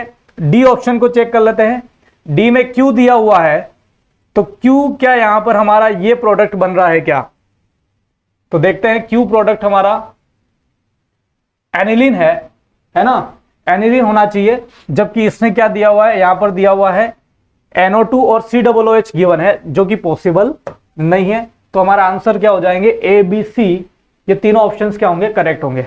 बच्चों जैसे कि आप देख पा रहे हो ये एक मैच द कॉलम टाइप का क्वेश्चन है और ये केमिकल काइनेटिक्स का है और ये आपके कंडीशन के अकॉर्डिंग आपको ग्राफ के साथ इसमें मैचिंग करनी है। आपको रेट की एक्सप्रेशन दे रखी है यहाँ पर, जैसे कि हम देख पा रहे हैं। इसने हमें जो फर्स्ट ऑप्शन दी है, इसने कहा कि ये रेट की एक्सप्रेशन है under all possible initial concentration of x, right. अगर हम नेक्स्ट पार्ट में देखें तो सेकंड पार्ट में इसने कहा कि जब इनिशियल कॉन्सेंट्रेशन एक्स जो है वो काफी लेस है किसके कंपैरेटिव, एक्सेस के कंपैरेटिव। और थर्ड में वो हायर साइड में चले गई है। और फोर्थ में यहाँ पर इक्वेशन में थोड़ी करेक्शन कर लो तो रेट की एक्सप्रेशन को उसने चेंज किया है और उसने क्या कहा कि again X is much higher than excess. अब ये एक्सेस क्या है, उसने स्टार्टिंग में हमें इंफॉर्मेशन प्रोवाइड करी है कि भी एक्सेस और जो के है ये आपके कांस्टेंट्स हैं, राइट। देखिए हमें पॉसिबल ग्राफ के साथ मैचिंग करानी है, जैसे कि उसने यहां पर कहा under all possible initial concentration of x. तो देखिए हम अगर यहां पर हम कंडीशन के लिए जाते हैं तो हमारे पास यहां पर तीन केसेस बनेंगे, केस 1, केस 2 एंड केस 3। देखिए तीन पॉसिबल केसेस क्या हो सकते हैं कि x की वैल्यू एक्सेस से काफी कम हो सकती है,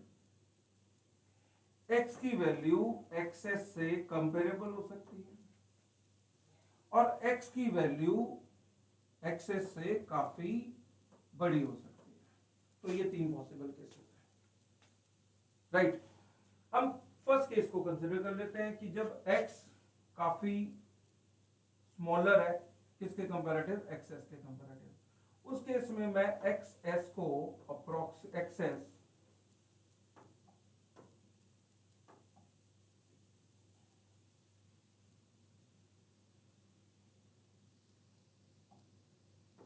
access plus concentration of X की को अप्रोक्सीमेटली एक्सेस लिख सकता हूं। और उस केस में अगर मैं ध्यान से ऑब्जर्व करूं, जब मैं ऐसा कर रहा हूं तो जो आपका रेट आएगा आपका k upon access concentration of x। मतलब जो ऑर्डर होगा इस केस में, ऑर्डर की बात करें तो ऑर्डर ऑफ रिएक्शन क्या हो जाएगा, 1, राइट। अब जब अप्रोक्सीमेटली इक्वल है उस केस में जो मेरा रेट आएगा, मैं यहाँ पर डायरेक्टली अब लिख पा रहा हूं क्योंकि इसकी कॉन्सेंट्रेशन ऑलमोस्ट एक्सेस के इक्वल है, तो ये R आ जाएगा k अपॉन 2, राइट। तो ये अपने आप में एक कांस्टेंट आ गया। अगर ये कांस्टेंट है तो यहां पर जो हमारा जो ऑर्डर निकल के आएगा, तो ऑर्डर ये आ जाएगा 0। और x अगर एक्सेस से काफी उसकी वैल्यू ज्यादा है उस केस में भी हम क्या कर सकते हैं, x की कॉन्सेंट्रेशन प्लस एक्सेस को अप्रोक्सीमेटली इक्वल लिख सकते हैं। किसके इक्वल लिख सकते हैं, जरा देखिए, एक्सेस को मैं इग्नोर कर सकता हूं x के विद रिस्पेक्ट, तो ये कॉन्सेंट्रेशन ऑफ x आ जाएगा। और जब मैं इस वैल्यू को वहां पर पुट करूंगा तो मेरा रेट जो होगा वो हमारा k के इक्वल आ जाएगा। मतलब ऑर्डर क्या होने वाला है, ऑर्डर होने वाला है 0। तो मेरे को यहां पर मैचिंग करानी है, तो अगर देखिए 1 के साथ क्या p की मैचिंग हो रही है क्या, देखिए जब मेरा x की वैल्यू काफी कम थी, जब इनिशियल कॉन्सेंट्रेशन काफी लोअर साइड में था, तो हम यहां पर देख पा रहे हैं कि ये फर्स्ट ऑर्डर काइनेटिक्स को फॉलो कर रहे हैं। फर्स्ट ऑर्डर काइनेटिक्स का मतलब इसकी, क्योंकि फर्स्ट ऑर्डर काइनेटिक्स के अकॉर्डिंग अगर मैं टी हाफ देखूं तो ये आपका 0.693 बाय k होगा, तो इसकी एक पर्टिकुलर वैल्यू होगी, ये ओरिजिन से स्टार्ट नहीं होने वाला है, तो इसकी अपनी एक पर्टिकुलर वैल्यू होगी। लेकिन जैसे जैसे देखिए x इंक्रीज हो रहा है तो ये जीरो ऑर्डर काइनेटिक्स में फॉलो करना शुरू कर देगा, और जीरो ऑर्डर काइनेटिक्स के लिए जो टी हाफ होता है ये हमारा होगा a0 बाय 2k। तो ये लीनियरली इनिशियल कॉन्सेंट्रेशन के साथ वेरी करता चला जाएगा। तो यहाँ पर 1 की परफेक्ट मैचिंग हो रही है, किसके साथ, p के साथ मैचिंग हो रही है, राइट। तो यहाँ पर हमें ऑप्शंस देखनी पड़ेंगी। अगर हम यहाँ देखें कि हमारी p के साथ मैचिंग हो रही है, मतलब या तो ये b, और अगर हम d की बात करें ये एलिमिनेट हो चुके हैं। अब हमें ये देखना है कि 2 की मैचिंग किसके साथ हो रही है। अगर हम सेकंड ऑप्शन की बात करें, सेकंड ऑप्शन में उन्होंने कहा कि x की कॉन्सेंट्रेशन काफी लेस है किसके कंपैरेटिव, एक्सेस के कंपैरेटिव। और अगर x की कॉन्सेंट्रेशन काफी लेस है किसके कंपैरेटिव, एक्स के कंपैरेटिव, उस केस में concentration of x plus concentration excess की कॉन्सेंट्रेशन को अप्रोक्सीमेटली हम क्या लिख सकते हैं, एक्सेस। और जब मैंने ऐसा लिखा तो यहां पर जो मेरा रेट हो जाएगा वो k upon access concentration of x हो जाएगा। मतलब यहां ऑर्डर ऑफ जो रिएक्शन होगा, ऑर्डर वो क्या हो जाएगा, 1, राइट। अगर यहां पर ऑर्डर ऑफ रिएक्शन आपका 1 हो गया तो इसकी हमें मैचिंग करानी है। देखिए हाफ लाइफ और इनिशियल कॉन्सेंट्रेशन ये कांस्टेंट हो रहा है, बिल्कुल सही है। और ये अगर कांस्टेंट हो रहा है तो हमें पता ही है कि फर्स्ट ऑर्डर के लिए अगर टी हाफ की एक्सप्रेशन देखें तो ये हमारा होता है 0.693 बाय k। तो जैसा कि हमने उन ऑप्शंस में देखा है कि हमारा जो b और d एलिमिनेट हो चुके हैं, तो हमें 2 की मैचिंग करानी है, तो q के साथ इसकी परफेक्ट मैचिंग बैठ जाएगी। देखिए सिर्फ q के साथ नहीं, जो भी फर्स्ट ऑर्डर काइनेटिक्स का ग्राफ होगा उसके साथ वो मैच करेगा। जैसे कि यहाँ पर हम देख पा रहे हैं कि अगर मैं इनिशियल जो कॉन्सेंट्रेशन, जो नेचुरल लॉग ऑफ कॉन्सेंट्रेशन और टाइम का ग्राफ प्लॉट करूं फर्स्ट ऑर्डर का, तो ये ऑप्शन भी उसके साथ मैच कर सकते हैं। लेकिन मुझे सिर्फ करना क्या है, अभी ऑप्शंस के अकॉर्डिंग अगर मैं देखूं तो इसकी परफेक्ट मैचिंग क्यू के साथ हो रही है, तो मैं 2 का आंसर क्यू तो दे ही सकता हूं, राइट। पर यहां पर हम देखें तो initial concentration of X much higher than excess है, तो अगर ये मच हायर देन एक्सेस है तो यहां पर हम क्या कर सकते हैं कि जो एक्स कॉन्सेंट्रेशन है this is much much higher than excess, तो excess plus concentration of X को मैं अप्रोक्सीमेटली कॉन्सेंट्रेशन ऑफ एक्स लिख सकता हूं, और जब मैं इस एक्सप्रेशन को यहां पर पुट करूंगा तो कॉन्सेंट्रेशन ऑफ एक्स कैंसिल हो जाएगा, तो जो रेट है वो अपने आप में कांस्टेंट हो गया। तो रेट अगर कांस्टेंट हो गया तो ये कौन सा हो गया, ऑर्डर हो गया जीरो, तो जीरो ऑर्डर काइनेटिक्स ये फॉलो कर रहा है। और अगर ये जीरो ऑर्डर काइनेटिक्स फॉलो कर रहा है तो इसकी मेरे को मैचिंग करानी है, तो थर्ड की अगर हम देखें तो जीरो ऑर्डर का हमारा ये कॉन्सेंट्रेशन वर्सेस टाइम का ग्राफ है, तो यहाँ पर जो xt होता है वो क्या होता है x not minus K T, यानी कि y is equal to c plus M X, और यहां पर स्लोप नेगेटिव और कॉन्सेंट्रेशन देखें तो कॉन्टिन्यूसली डिक्रीज हो रहा है टाइम के साथ, तो इसकी s के साथ परफेक्ट मैचिंग होगी। अगर हम बात करें थर्ड की, तो थर्ड की मैचिंग हमारी किसके साथ होगी, s के साथ। इस तरह से अगर हम अपनी फाइनल ऑप्शन देखें तो 1 का p, 2 का q और थर्ड का s हो रहा है, तो इससे हमारी थर्ड ऑप्शन सी भी एलिमिनेट हो रही है, और फाइनल हमारा जो आंसर बन रहा है वो क्या बन रहा है, ए ऑप्शन बन रही है। चलिए लास्ट 4 का टी मैच कर रहा है कि नहीं कर रहा, उसको भी एक बार चेक कर लेते हैं। अगर मैं फोर्थ ऑप्शन देखूं तो फोर्थ ऑप्शन में हम देख सकते हैं again x is much higher than excess, concentration of x की वैल्यू मच मच हायर है किससे, एक्सेस से। इसका मतलब मैं excess plus concentration of x को अप्रोक्सीमेटली कॉन्सेंट्रेशन ऑफ x लिख सकता हूं। अब मैं जब करूंगा तो मेरी जो रेट की एक्सप्रेशन बनेगी k, ये हमारा x स्क्वायर है और नीचे कॉन्सेंट्रेशन ऑफ x, मतलब ये हमारा क्या आएगा k कॉन्सेंट्रेशन ऑफ x, और यहां पर देख सकते हैं कि जो ऑर्डर ऑफ रिएक्शन आया वो 1 आया। और जैसे कि हमें पता है कि अगर हम नेचुरल लॉग xt का ग्राफ प्लॉट करें किसके साथ, टाइम के साथ, तो वो हमारा क्या होता है, natural log of a not minus K T, मतलब y is equal to c plus M X, again straight line equation with negative slope. तो ये फोर्थ की परफेक्ट जो मैचिंग आपकी बैठेगी t के साथ बनेगी, जो कि हमारी फर्स्ट ऑप्शन में ऑलरेडी आ रहा है, राइट। नेक्स्ट ऑप्शन क्वेश्चन की तरफ चलते हैं। अगला क्वेश्चन अपने पास मैच द कॉलम के फॉर्म में। मैच द कॉलम में ये बोल रहा है कि match each compound in list 1 with its formation reaction. Second part में कुछ रिएक्शन लिखी हुई है, उसका प्रोडक्ट फर्स्ट लिस्ट में होना चाहिए। तो सबसे पहली रिएक्शन मैग्नीशियम बाइकार्बोनेट और कैल्शियम हाइड्रोक्साइड की रिएक्शन है। मैग्नीशियम बाइकार्बोनेट और कैल्शियम हाइड्रोक्साइड की रिएक्शन करवाएंगे।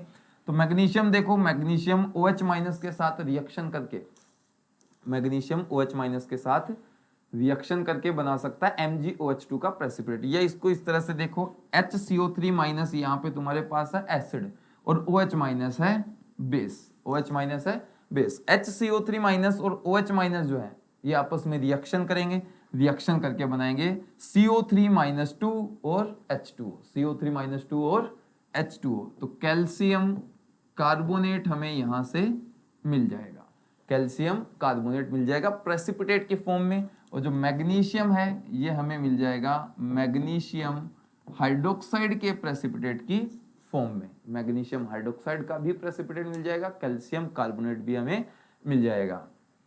नेक्स्ट देखो, BaO2 और H2SO4, बैरियम पेरोक्साइड और H2SO4 रिएक्शन करेंगे। बैरियम +2 में है, SO4 -2 में, BaSO4 का हमें मिल जाएगा प्रेसिपिटेट। साथ ही O2 - 2H+ के साथ रिएक्शन करेगा, H2O2 बना लेगा हाइड्रोजन पेरोक्साइड। ये H2O2 के प्रिपरेशन का मेथड है।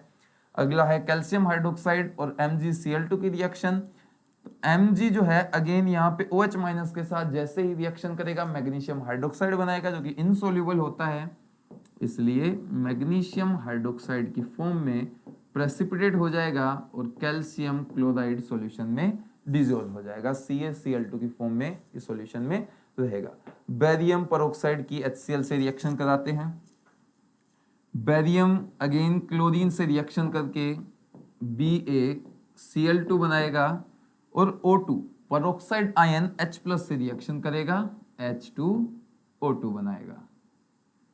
ये भी H2O2 बनाने का एक मेथड है, लेकिन मेथड ऑफ प्रिपरेशन के लिए हम H2O2 के प्रिपरेशन के लिए इस मेथड को यूज नहीं कर सकते, क्योंकि BaCl2 से इसको अलग करना भी अपने लिए एक टास्क है। यहाँ पे बेरियम सल्फेट वाले केस में प्रेसिपिटेट इतना ज्यादा इंसोल्यूबल होता है कि अपने आप अलग हो जाता है, हमें ज्यादा मेहनत नहीं करनी पड़ती। अगेन बाइकार्बोनेट और हाइड्रोक्साइड की रिएक्शन आ गई है, जो कि अपने पास P ऑप्शन में भी थी। बाइकार्बोनेट और हाइड्रोक्साइड, बाइकार्बोनेट को अपन एसिड की तरह और हाइड्रोक्साइड आयन को बेस की तरह ट्रीट करें तो हमें मिल जाएगा कार्बोनेट आयन और दूसरी चीज H2O।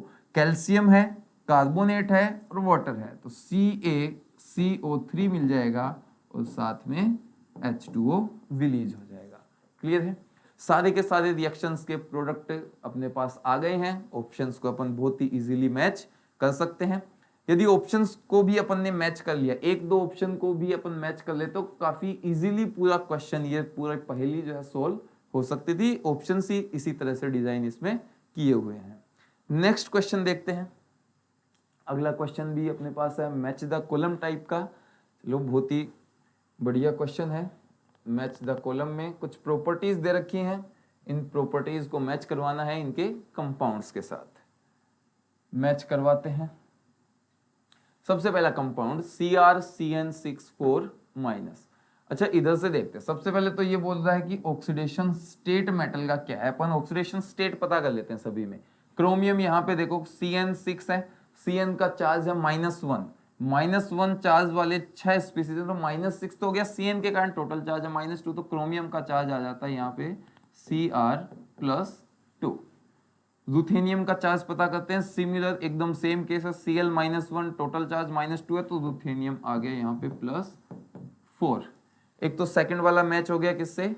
S से। और आगे चलते हैं। थर्ड, क्रोमियम H2O6+2, H2O पे होता है 0, तो +2 चार्ज पूरा कहाँ जाएगा? क्रोमियम पे, Cr+2। अगले में FeH2O6+2, H2O अगेन न्यूट्रल है, तो Fe के ऊपर जाएगा पूरा का पूरा चार्ज, Fe+2 बन जाएगा। चार्ज अपन ने देख लिया।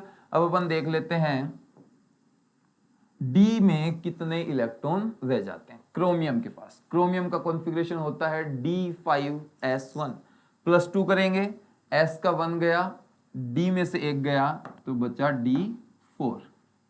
रूथेनियम +4, रूथेनियम का कॉन्फ़िगरेशन है D6S2, +4 करोगे अगेन D4 हमें मिल जाएगा।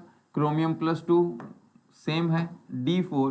Fe+2 है D6S2, तो D6 हमें कॉन्फ़िगरेशन यहाँ पे मिलेगा। तो D4 स्पीसीज में अपने पास आ गए फर्स्ट, सेकंड और third.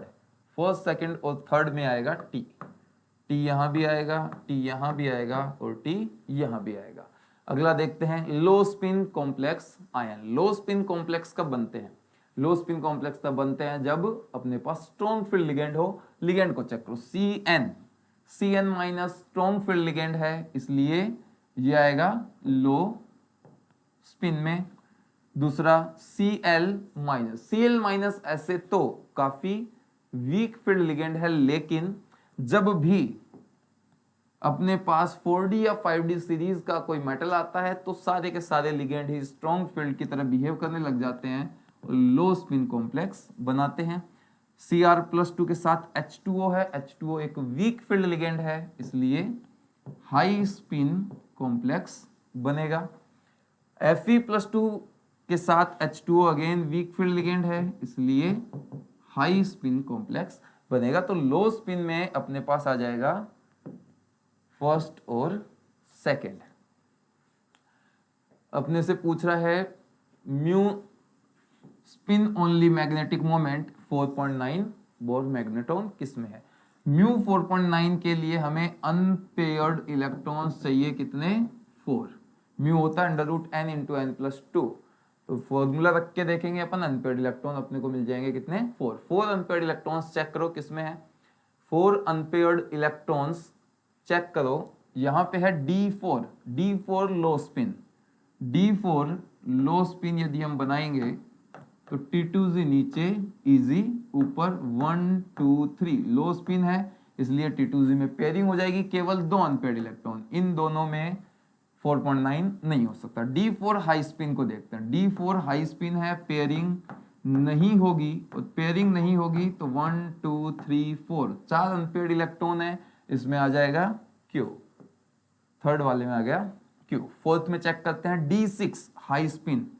D6 high spin, high spin मतलब पेयरिंग नहीं करवानी है, 1 2 3 4 5, अब 6th इलेक्ट्रॉन पेयर करवाना पड़ेगा, मजबूरी है। टोटल अनपेयर्ड इलेक्ट्रॉन बचे 1 2 3 4, तो 4 अनपेयर्ड इलेक्ट्रॉन है, इसमें भी हमें मिल जाएगा Q 4.9 बोहर मैग्नेट्रॉन। अगला है T2Z ऑर्बिटल में 4 इलेक्ट्रॉन्स है। T2Z में 4 इलेक्ट्रॉन, देखो यहाँ पे अपन ने कॉन्फ़िगरेशन लिखा था D4 लो स्पिन, ये कॉन्फ़िगरेशन आया था T2Z में 4 ऑर्बिटल, 4 इलेक्ट्रॉन थे। तो यहाँ पे आ गया अपने पास P अपने पास यहाँ भी आ गया है। D4 हाई स्पिन है, T2Z में 3 इलेक्ट्रॉन है, Eg में 1 इलेक्ट्रॉन है, इसमें P नहीं आएगा। नेक्स्ट है D6 हाई स्पिन, यहाँ भी T2Z में अपन देख रहे हैं टोटल 4 इलेक्ट्रॉन है, तो T2Z ऑर्बिटल में 4 इलेक्ट्रॉन, P ऑप्शन यहाँ पे भी आ जाएगा। इन ऑप्शंस को इजीली अपन यहाँ पे मैच करवा के देख सकते हैं। क्लियर है? Question number 18, match the compounds in list first with the observation in list second and choose the correct options. ठीक है, देखते हैं इसको। एनिलीन, तो एनिलीन हम अगर देखें तो एनिलीन के अंदर ये क्या बोल रहा है कि इसको चेक करते हैं। Sodium fusion extract of the compound on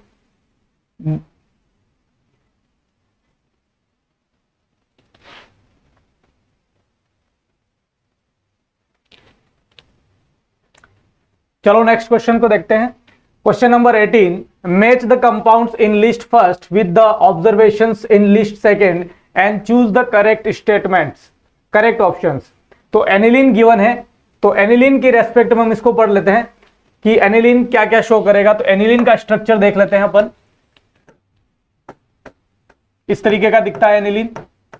ठीक है, तो sodium fusion extract of the compound on boiling with FeSO4 followed by acidification with concentrate H2SO4 gives Prussian blue color।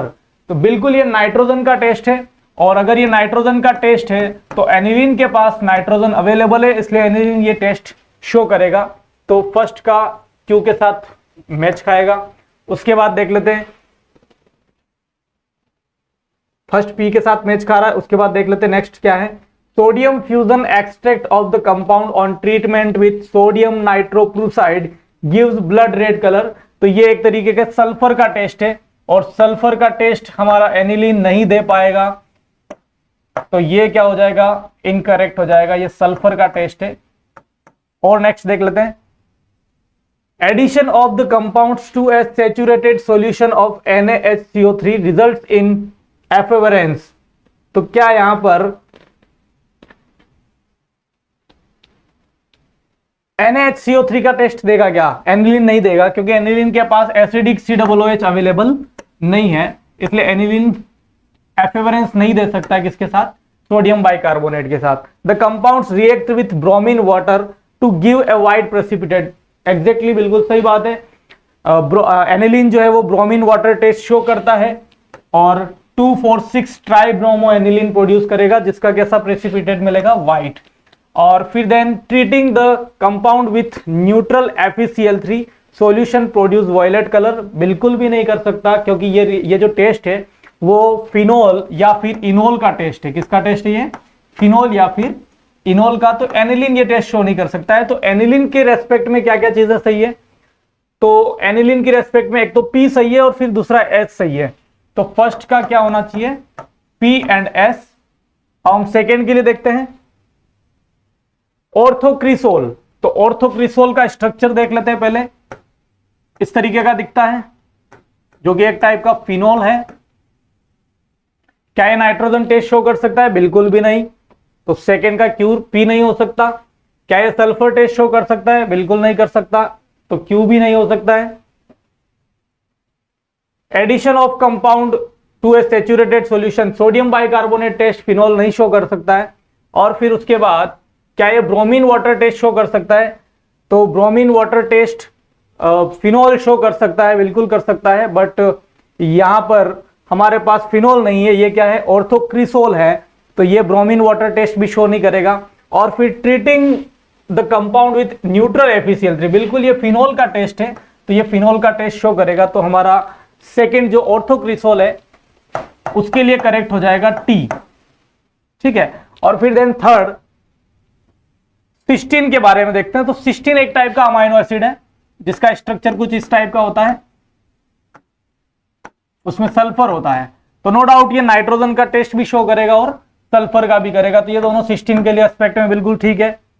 और फिर उसके बाद addition of compound to a saturated solution of sodium bicarbonate, बिल्कुल bicarbonate के साथ एफिवेरेंस देगा क्योंकि इसके पास क्या है, COOH ग्रुप है, तो आर भी ठीक है। और फिर देखते हैं हम सिस्टीन के लिए, the compound reacts with bromine, बिल्कुल नहीं देगा, ब्रोमीन वाटर टेस्ट ये नहीं शो कर सकता है। और फिर फिनोल वाला टेस्ट भी ये शो नहीं करेगा।